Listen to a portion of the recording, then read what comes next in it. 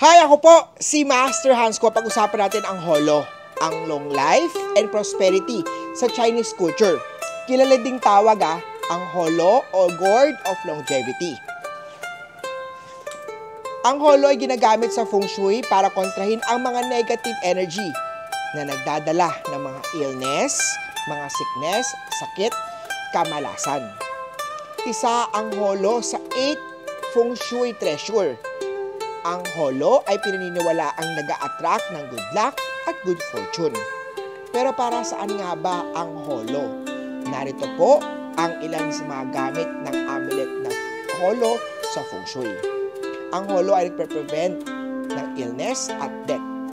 Ginagamit cure ito sa Flying Star number 2, also known as the Illness Star. This star is said to cause disease, illness, and even early deaths. Ang pagsabit ng Holy Gourd Holo sa inyong tahanan ay nakaka-protect against mga negative energy. Ang Holo also ay nag-i-improve ng health and well-being. Kung ikaw o ang pamilya mo ay laging may mga sakit, makakatulong ang pagsabit ng Holo sa headboard mo sa mga bed area nila para mas magkaroon ng speed up sa recovery process. Ang Holo ay cure para sa mga prone sa illness at mahina ang loob. Ang Holo also ay ginagamit sa prevent sa mga accident and misfortune. As a cure sa Flying Star number 5, mabibigay ng protection ito against sa mga accident, sa misfortune, at sa violence. Ang paglalagay ng Holo sa bahay nyo ay tinatawag na safe at para ma-enhance ang peaceful environment. Ang Holo also ay nakaka-attract ng good luck at good fortune. Holo is known as the fortune-bringing gourd. Ang hugis nito ay perfect parang abundance. Ang makitid na top nito ay nag-a-attract ng wealth, samantalang naman ang malapad na bottom o baba nito ay para mag-store o mag-keep ang energy ng wealth nito. Ang top and bottom part ng bottled na gourd ay nagre-represent ng heaven at earth. Ang Holo also ay nagpro-protect against mga ill intentions. Ang Holo is also said to be a powerful Feng Shui weapon against evil spirit, ill intention, or mga evil eye.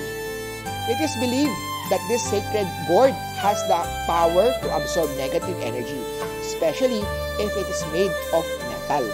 Pero paano nga ba gagamitin ang Holo o ang Holy Gourd or ang Hulu?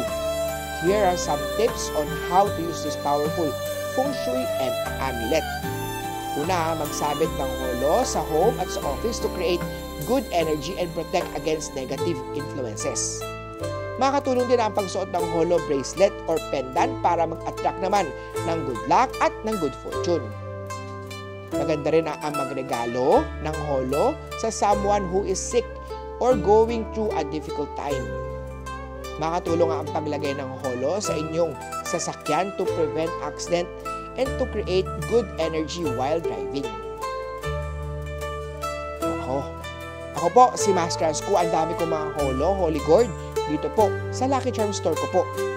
Personal na pumunta sa City Land Shaw Tower, Shaw Boulevard, Mandaluyong City. Make sure na legit na Master Hans ko ang makakausap niyo po. Kaya personal na makita in person si Master Hans ko. O paano? Kita-kita tayo. Bumili agad ng Holo para ma-protect ka sa mga negative at maka-attract pa ng good luck energies sa iyong buhay.